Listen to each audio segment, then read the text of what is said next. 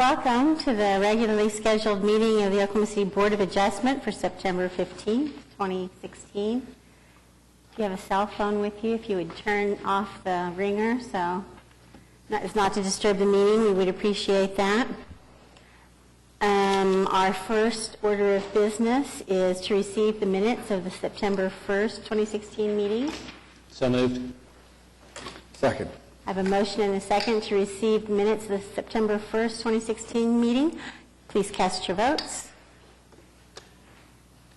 And they are received.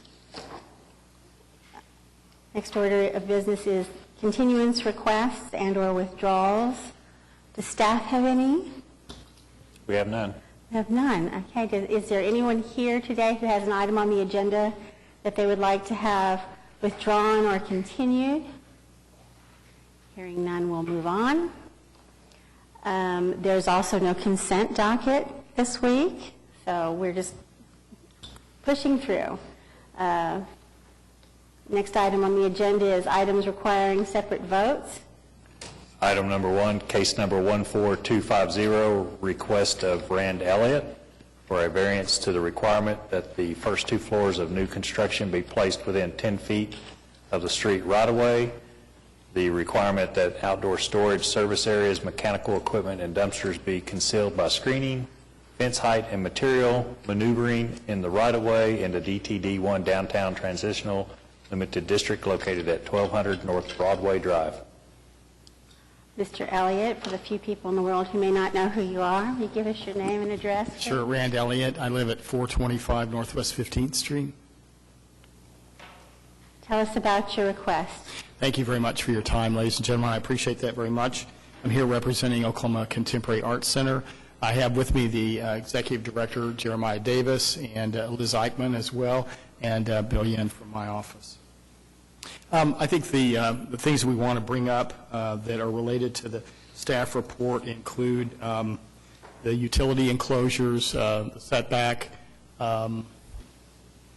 I think that's primarily the maneuvering on on Broadway Drive. So, is there a laser pointer?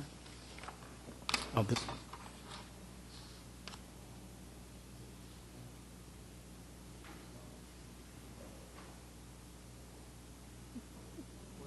Now you've done it.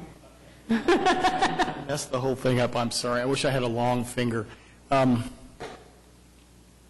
Okay, well, let's just start with I think probably the perfunctory questions, which is about the setback along 11th Street and along. Yes, sir. If you wouldn't mind, would you pull that mic closer to you? Okay, sorry. Well, I could just do it in order. The first item is concerning the service area utility screening, color, and material. We have the dumpster enclosure, which is in the northeast corner of the site. Can you move the cursor to that location? Up in the upper right-hand corner, just down, just right there. Down. Right there is the proposed dumpster enclosure, and our suggestion was to enclose it in essence, a metal mesh enclosure and let vines grow on it, and that would end up being the site-proof elements. Instead of it having a fence or whatever around it, it would be a landscape feature per se. So we're proposing that to be the case. We have a second location over in the middle of the site. If you go down and then down, please. One more, right there. We have an electrical transformer, we have a generator and so forth in that position. And we can show you those locations in a 3D image here in just a moment. So what we're trying to do is to do enclosures that are really landscape features. And we've got a slide that will show you what Coloradus looks like on this material. We've used it and done it on many occasions, and it's a really nice enclosure as far as that's concerned. And it's really a living enclosure.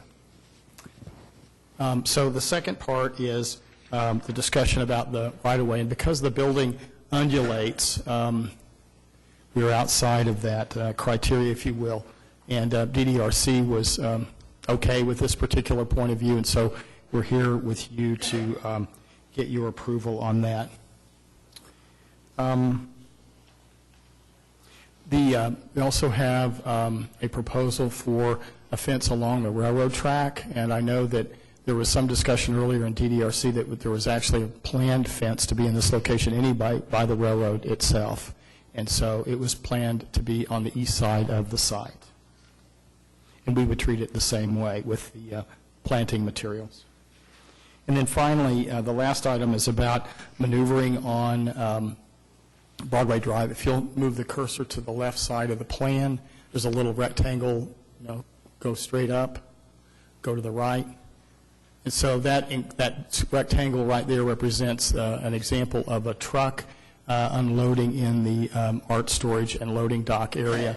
And the question was that how often does this happen? What is the impact of blocking the street? And what I can tell you, and certainly if you'd like more detail, Jeremiah is here to talk about that from the standpoint of Oklahoma Contemporary. But the idea is simply that this would only be in this position probably twice a year. And so it's a situation where it comes, the truck comes to unload an art exhibit, and the blockage, if there is any, would be minimal, and it would only happen for a few hours at a time, roughly twice a year. So our thinking was that that would not impede traffic. It wouldn't create a hardship for anyone. It's just sort of an ingredient as it comes to art centers themselves. So I think if we could go through the images, they might help to understand the details, if you will.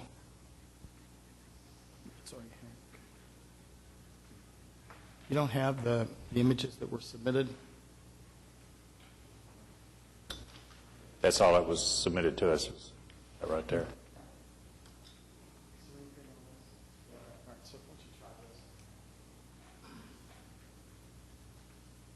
My apologies.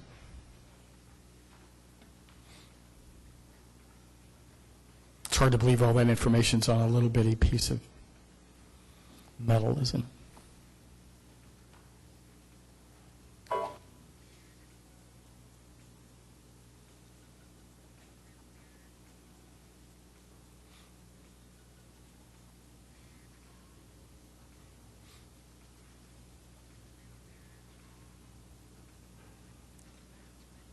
I don't know which one it is.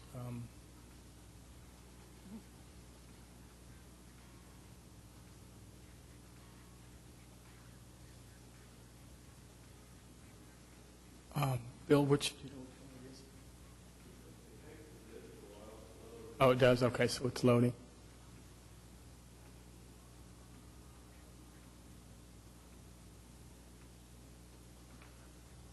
Technology's good and bad, isn't it?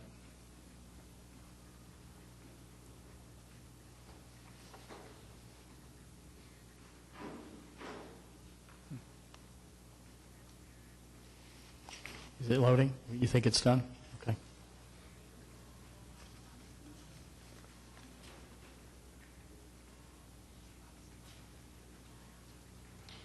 Are there any questions about any of the particular items while we're waiting on this material to come up? Your truck trailer depth? Yes. What is the depth of that truck court? It won't be absolutely clear, but it's generally 33 to 35 feet in length, as far as that's concerned. And this one shows you that distance, if you will, on the plan. So it's not for use by semi-trucks, it's for use by box trucks? In the art storage business, that's the ideal size for things. They don't do gigantic, like 55-foot-long trailers necessarily, but it's often larger than a box truck, than a traditional box truck. So the dimension that we've been talking about is that it's roughly 33 to 35 feet in length. It is what is typically used. So there's a dock-high door back there? Yes, sir. My question is for staff. From the drawing that I'm looking at, what I see is that they're maneuvering the right-of-way, but they're not maneuvering in the street. So what is the right-of-way along there? Do we know? Well, they'll have to back in, and when they're backing in, they are maneuvering in the right-of-way itself, right there at the street. But when they're loading and unloading, they're not parked in the street, are they? No, it's just when they're backing into the street. I see. They're maneuvering into in the right-of-way. You can see in this particular slide the yellow element is the is the trailer, and it's basically fully off of the street. And then here is an image that shows you if you'll take the cursor and go up to basically the wing wall is where the access point is.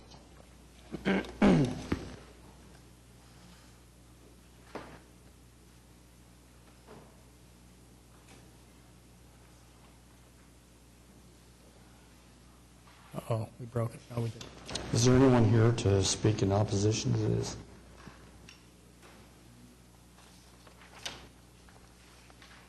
Doesn't appear so. We've got a couple of more images. In fact, if you look at this, if you look at this image for a moment,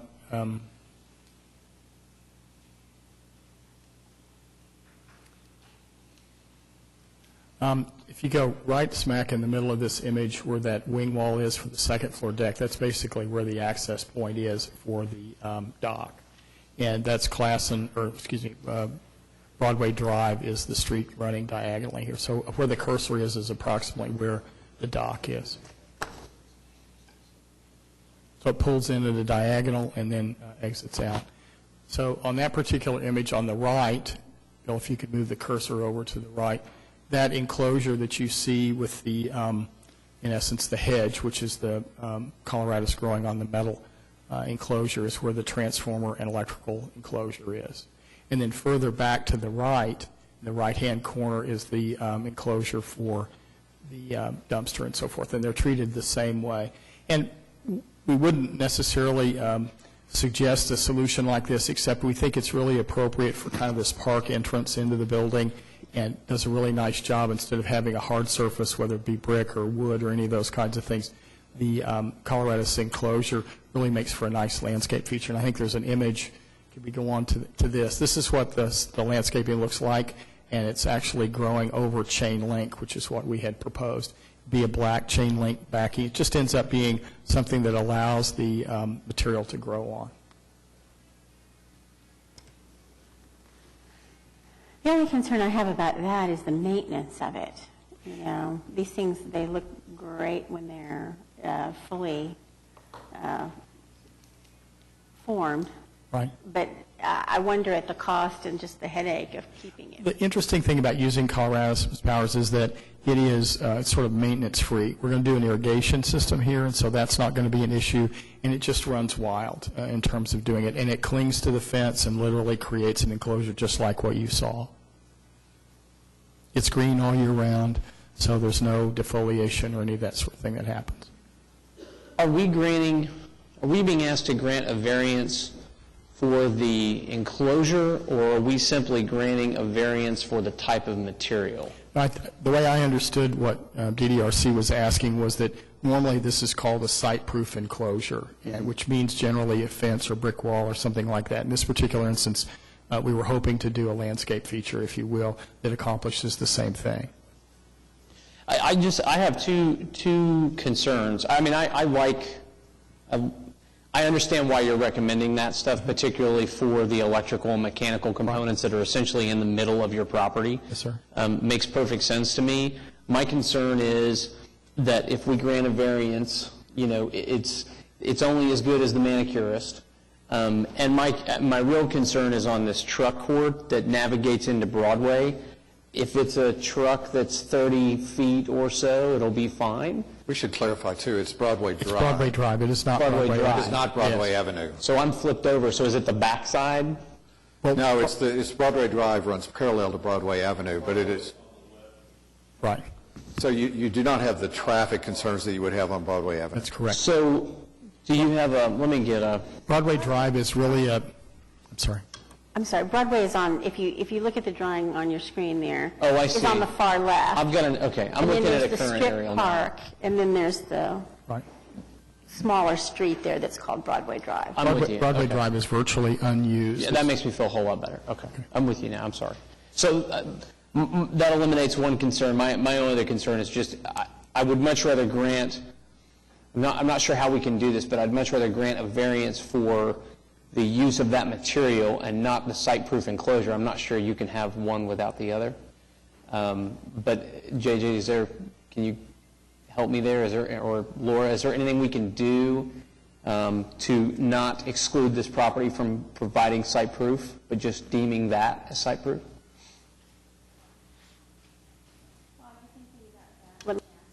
Sure. What about the part of the enclosures that has to open? What will that What be? happens is that if you can imagine a three-sided enclosure, all three sides would have landscape around them, if you will. And in particular, if you look at the center one, it's on all four sides. It has a gate on it, on one end that provides access. Right. And what's the gate made of?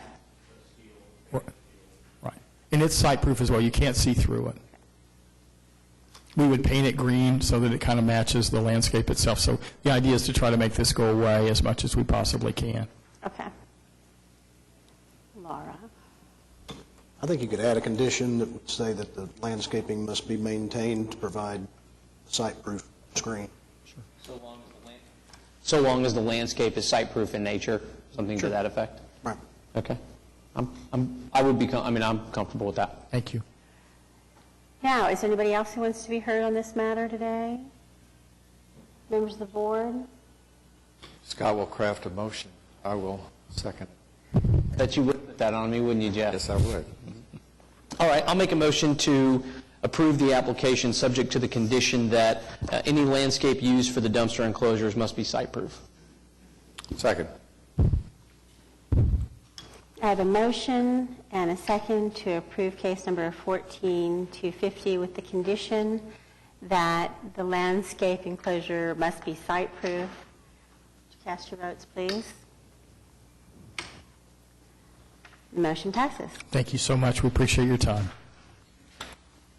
Item number 2, case number 14255, request of Omni Construction for a variance to the maximum allowed size of a residential accessory structure in the AA Agricultural District located at 3728 Southeast 104th Street.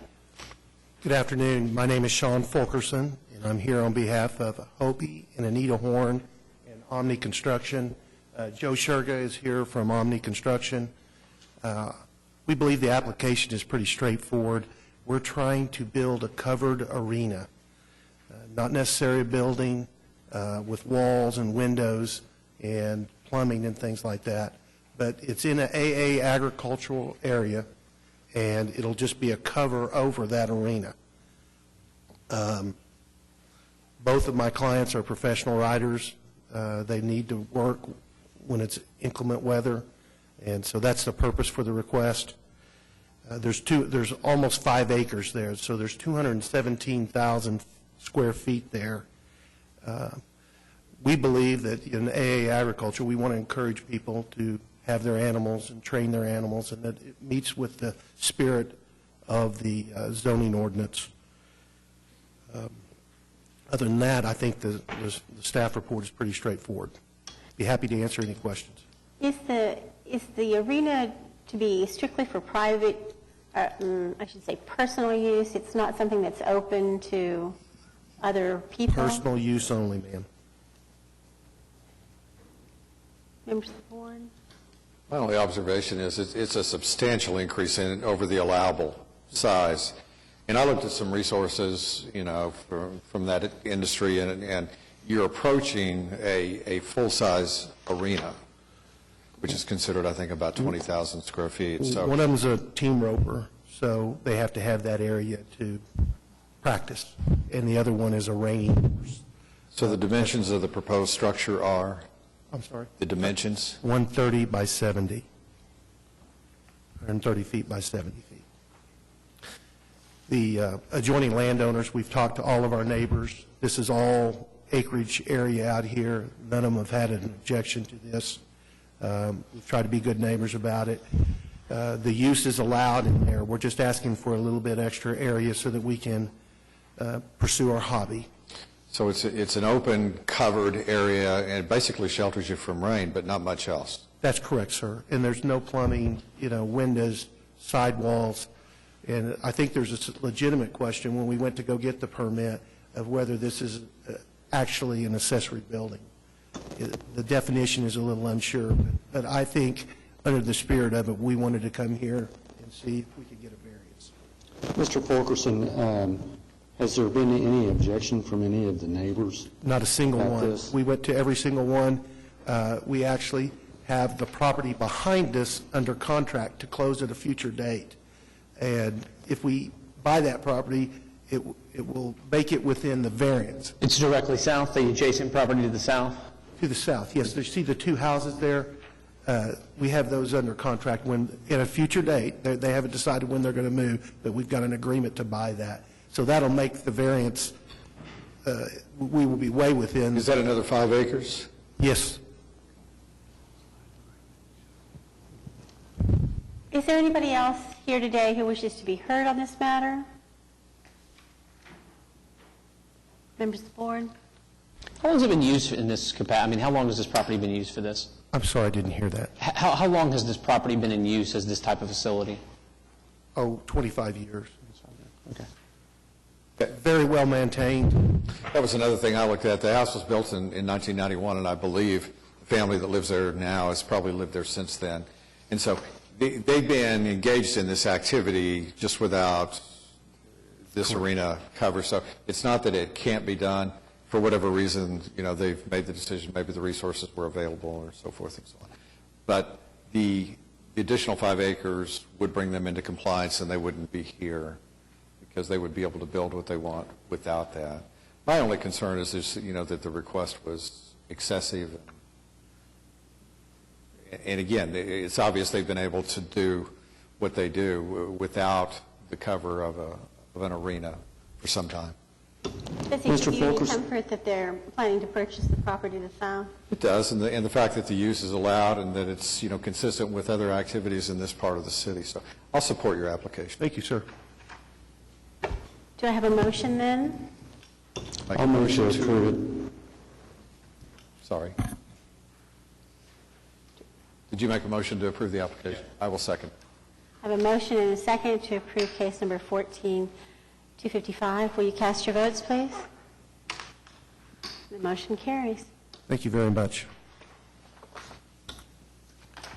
Item number 3, case number 14256, request of Superior Neon Signs for a variance to the maximum allowed size for a freestanding accessory sign in the R4 General Residential District, located at 14140 Broadway Extension. Good afternoon. Will you state your name and address for the record, please? Dan Laurent. My address is 2629 Guilford Lane. I'm representing Superior Neon Company to have a small monument sign to advertise and identify the Parker apartment homes. Size of the sign is an 8 by 10.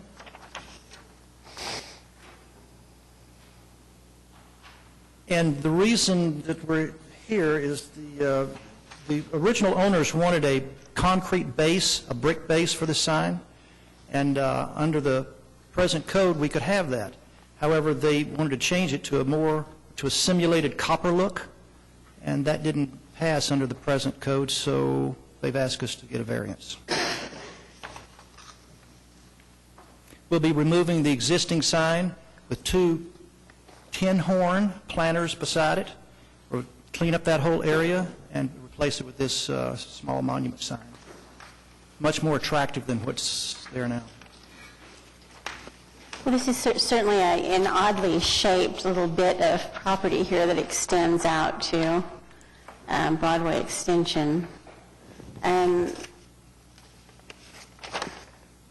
apartment home... Just to be clear, the sign will not be a neon sign. No, ma'am. It'll be internally illuminated, and the logo will have LED lighting behind it, and the copy reading the Parker will have LED lighting inside. Members of the board who have any comments or questions? I'm prepared to support the variance request. Let's ask first if there's anybody else who wants to be heard on this matter. No? There's no further discussion. I'll make a motion to approve the variance. I second it. I have a motion and a second to approve case number 14-256. Would you cast your votes, please? The motion carries. Thank you, board members. Item number 4, case number 14257, request of Springfield Sign and Neon for a variance to allow a non-accessory sign and a variance to the sign setback in the C3 Community Commercial District located at 800 Southwest 119th Street. Would you state your name and address for the record, please? My name's Harris Wilson. I'm with Brahms Ice Cream at 3000 Northeast 63rd Street. Springfield sign is working for us. Tell us about your application. Well, we've recently, just last week, opened a new store at this location, or at this intersection, just to the east of where this sign is proposed. And this would be an accessory sign that is off the premises, and it would be replacing an existing sign that's currently there that the Wewokie Bank owns. And we've worked with them to request their approval to basically build the sign, rebuild the existing sign to the same dimensions, but then add our logo along with theirs as a directional call for traffic going north on Western before they get to the intersection to take traffic over to our property on the mutual access that we share. So this, you're taking over somebody else's sign, We'll be sharing the sign. okay? An existing sign that's there now, it looks almost identical to that, except for right now it currently says Milwaukee Credit Union. We would be adding our logo or our signage to that.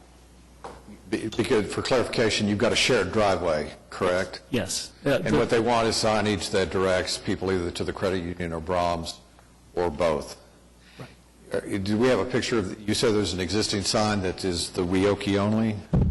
Yeah, I didn't submit a picture of that, but it looks just like that, except for, the Milwaukee sign on it is by Just to itself. be clear, the sign that you're proposing is not an EMD sign. It's just a static. It's a static plastic face, internally illuminated sign. My only question about this was that if we grant it, that it be limited strictly to the sign that they're showing us, that we're not writing a blank check for a non-accessory sign here, and staff assures me that that is the case, that we're not writing a blank check for a non-accessory sign. I agree with you. Do we need to condition it on the fact that it be used for that parcel? Is there a way we can do that for the adjoining property? I mean, how do we create that condition?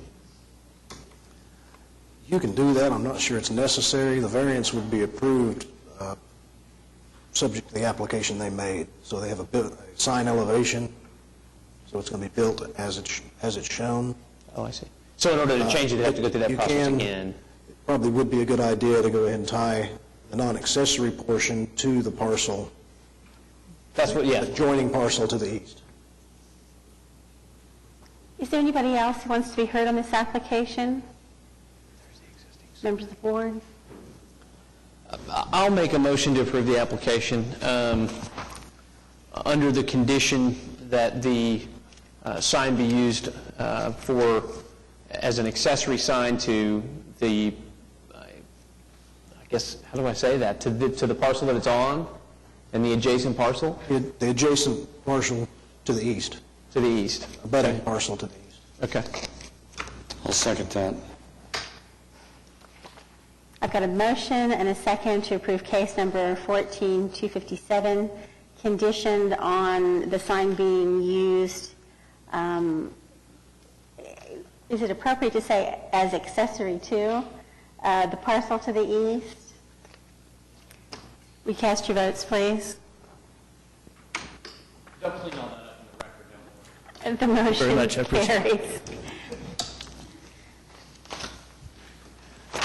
Item number 5, case number 14258, request of South Tex Investments for a variance to allow a building with exposed metal walls in the C3 Community Commercial District located at 7800 North May Avenue.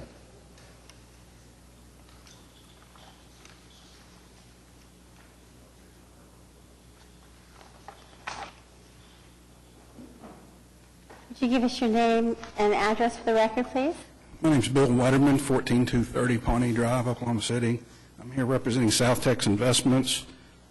We have a small building at the address that was mentioned that has, I have some elevations of the building, approximately 30% of the elevation will be a metal panel. It's an architectural metal panel, concealed fasteners, no exposed screws.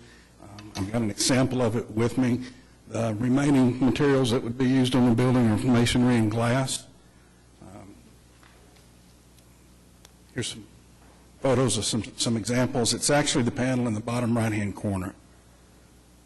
Will you share that with us, please? Sure.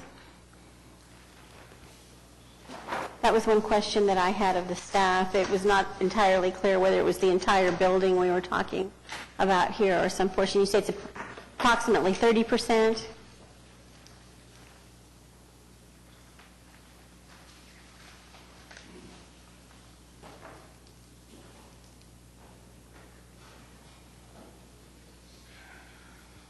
Sample the actual material too. So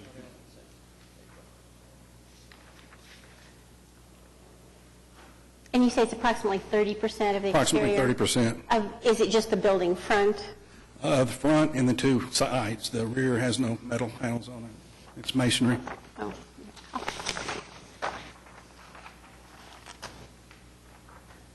Is there masonry on the sides, or is it all metal? It's a combination. You'll see in the drawing, it's about 30% metal, and then the other two-thirds is glass and masonry units.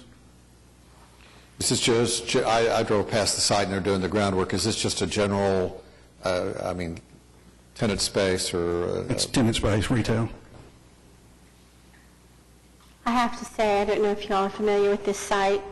It was once upon a time, many, many years ago, I think an A&W drive-in, but it was a drive-in, and then it was Margarita's restaurant for a while, and finally it was cleared. It would be hard to say that almost anything you did with the site would not be an improvement, so. Is there anybody in the audience who wants to be heard on this matter? Members of the board? I'll support the application, architectural metals, and if it's 30% or less of the facade and the exterior construction, I can support the application. This is one of those, I'll just editorial comment, this is one of those things that the staff has visited again and again, and many attempts have been and are in the process of being made to try to define architectural metal in a way that makes some sense so that these things don't have to be dealt with on a case-by-case basis, but we're just not there yet, so that's why you're here. Understood. No further discussion. I would make a motion to approve the variance request. Second. I have a motion and a second to approve case number 14258. Would you cast your votes, please? It is approved. Thank you. Item number 6, case number 14259, request of Osteen Meat Specialties for a variance to the required number of parking spaces and to permit maneuvering in the right-of-way in the I-2 Moderate Industrial District located at 2124 North Broadway Avenue. That's correct. My name is Dwayne Smith. I'm here representing Osteen Meat Specialties here in Oklahoma City. We're at 2126 North Broadway.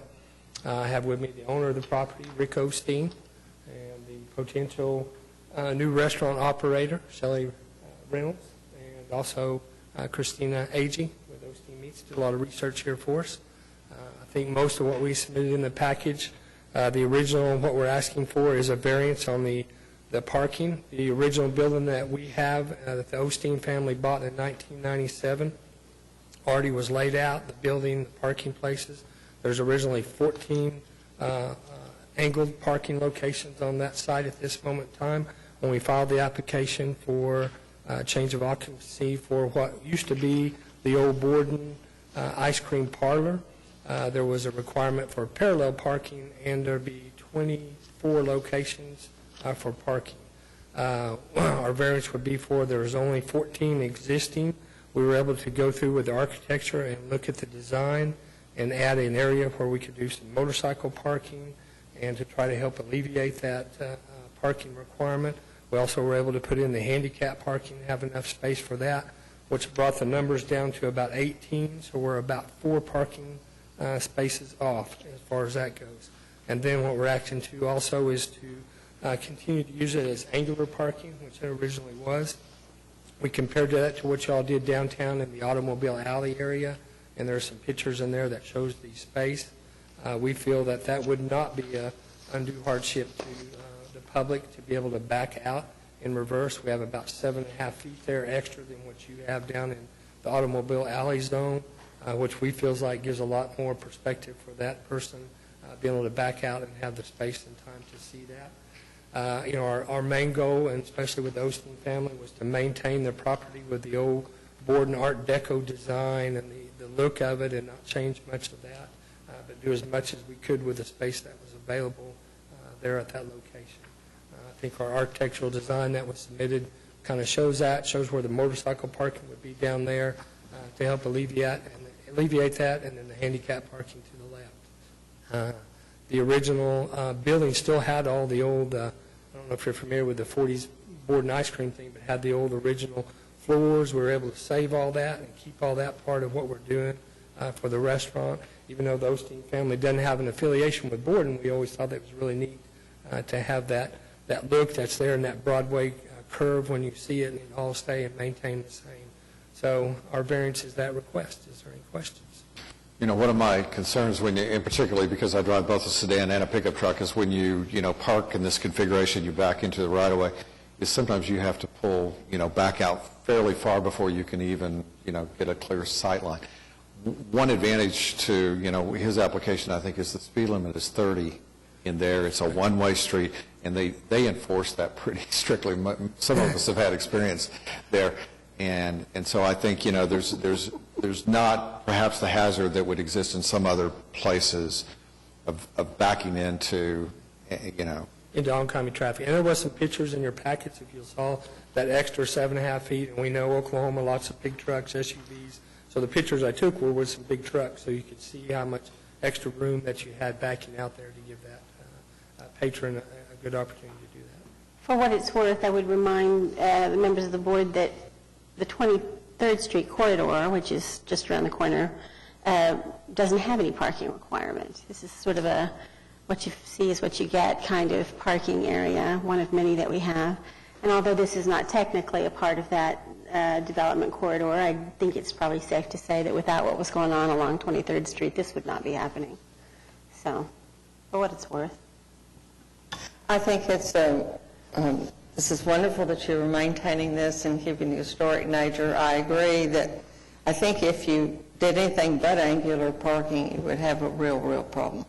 Well, and I understand from staff that if they had moved to parallel parking, they would have actually lost parking spaces. So, yeah. We only have about 6 parking spaces at that point.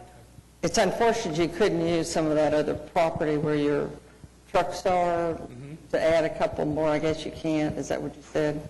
But I support this. I think it's in line with the history, and I think the use, and it's been here and been maintained. And if it's just 4 spaces, I think for the use that it's being used for, I think it would be appropriate. Is there anybody else here today that wants to be heard on this matter? So do I have a motion? I'll make a motion to approve the application. I second. I have a motion and a second to approve case number 14259. Would you cast your votes, please? Motion carries. Perfect. Thank you all very much. Good luck. Thank you. They do. You watch the bakery when you come down that hill. Item number 7, case number 14260, request of St. Augustine of Canterbury for a variance to the number and square footage of signs in the PUD 32 district located at 14700 North May Avenue. Could you state your name and address for the record, please? Father Joseph Alsay. I live at 516 Northwest 167th Street in Edmond, Oklahoma. Serving the capacity of rector at St. Augustine of Canterbury Episcopal Church, 14,700 North May Avenue, and I'm here with our senior warden, Marion Moon, and our junior warden, Jan Hunter. Tell us about your application. Here to request a variance is because several reasons. The present structure has a cross, as you can see, which is rather plain. Our church is set back on the property. We're on a busy street thoroughfare. They're on North May Avenue, and I guess it's a good thing, it could be a blessing. We are on what some people call Church Row. To the north of us is St. Elijah Antiochian Church, a large structure. Across the street from us is Richard's Auto Shop, and then cat a corner to us is Quail Springs Baptist Church. So we are the small church on the block, and immediately to the south of us is Smith and Kernke Funeral Home. So we've had some issues of being noticed in the community over the past 6 years in which I've served as the priest there. We've built up the membership, and many times people ask the question, where is your church? And I said, we're on North May Avenue, and they said, we just can't envision it. And I said, here's the landmark. We're sandwiched in between Smith and Kernke Funeral Home and St. Elijah Antiochian Church. And like, oh yeah, the little church that sits back. So we've been constantly struggling with getting visibility. We have an electronic sign which we installed about 4 years ago that has brought us some visibility, but as you can see, the church has dark brick. And so we thought if we would put a larger sign with the church name on the facade, that would bring us a bit more visibility to a church that's doing great things in the community, spreading a message of love and justice. In fact, the presiding bishop and primate of the entire Episcopal Church was at our congregation this past Sunday. So in the venue and in the vein of continuing the good work that our congregation's being known for, we thought that this would help to promote our case. Yes, sir. I apologize for interrupting. Is the rendering that we're looking at now, is that what you're proposing? That is what we're proposing. And that's the 133 square foot? With that, it's 119 because that first rendering had the Canterbury cross at 9 feet. We're proposing that it be shrunk to 8 feet, and we were told that now the square footage is 119 feet. And so including the lettering. cross would be removed? That cross, the old cross, would be removed. That's and correct. The monument sign would be removed? The monument sign that we have there with the lighting, the LED, would remain there. Okay. What is the lettering made of, and how is it backlit, I guess? The lettering that we're proposing will be made out of aluminum, and it will be lit from the ground up. The cross itself would be backlit via LED lights. Okay. A halo effect. How appropriate. That's what they're calling it. We thought it would be apropos. Is there anyone else here today who wants to be heard on this matter? Board members? I move to approve. Second. I have a motion and a second to approve case number 14260. Would you cast your votes, please? And the motion passes. Thank you very much. Item number 8, case number 14261, application for a special exception of Carl W. Garner to use a mobile home to serve as a temporary second dwelling to relieve a medical hardship in the AA Agricultural District located at 12320 Julie Street. You're not Carl W. Griner? No, Give us your I'm name and his address. daughter-in-law. I'm Beverly Garner, and my address is 12318 Julie Street, and his house is behind ours. And he's 86 years old now and needs more care. And so you're proposing to move a mobile home onto the property? This is a continuing, we've done this for many years. Oh. It's a renewal. I'm sorry, I didn't pick that up. How long have you had it in place? I think since 1991. And you're asking for a period of 3 years?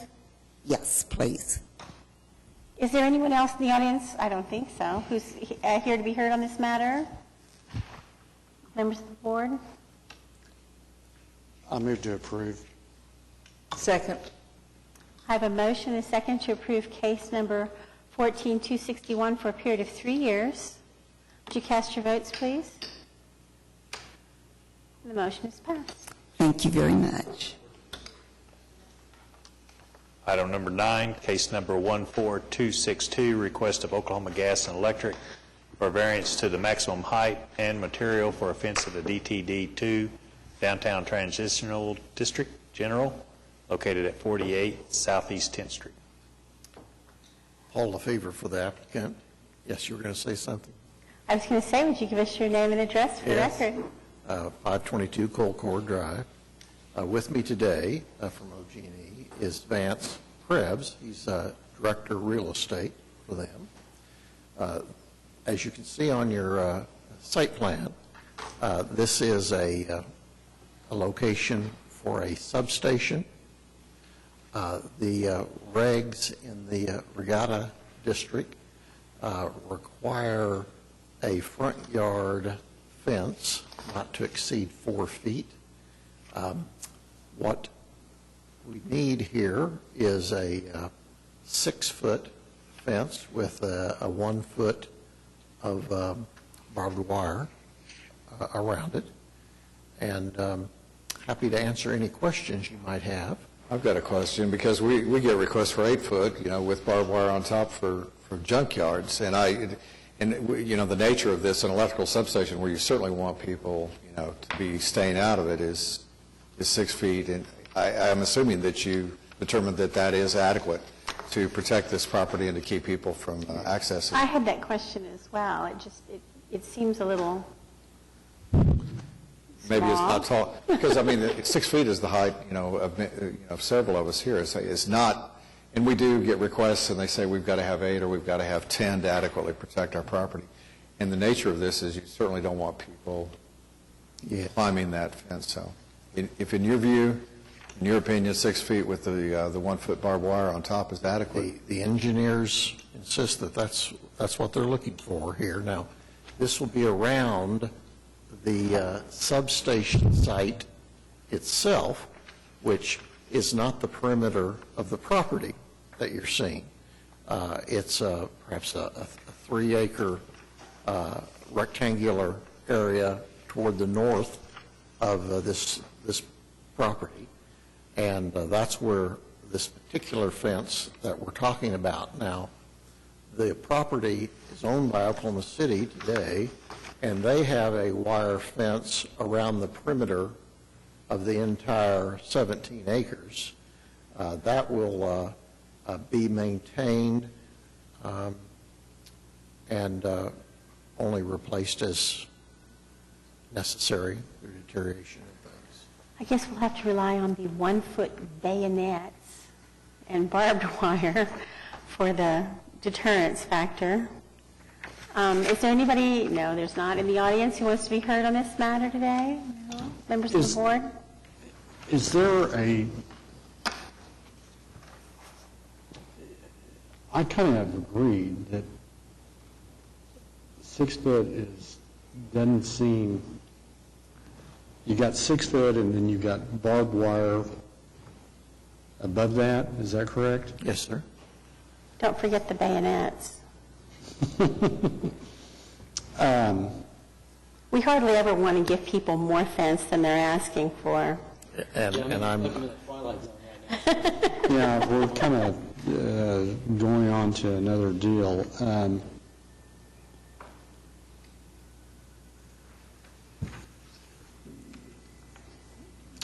All right, thank you.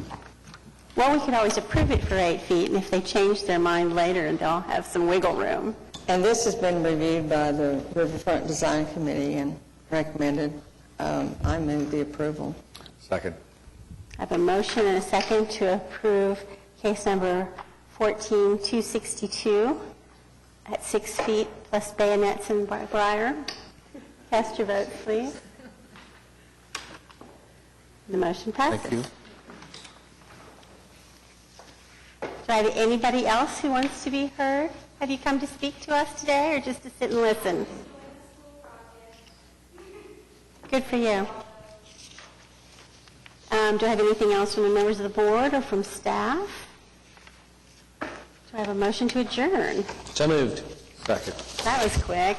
A motion and a second to adjourn. Cast your votes, please. We are adjourned.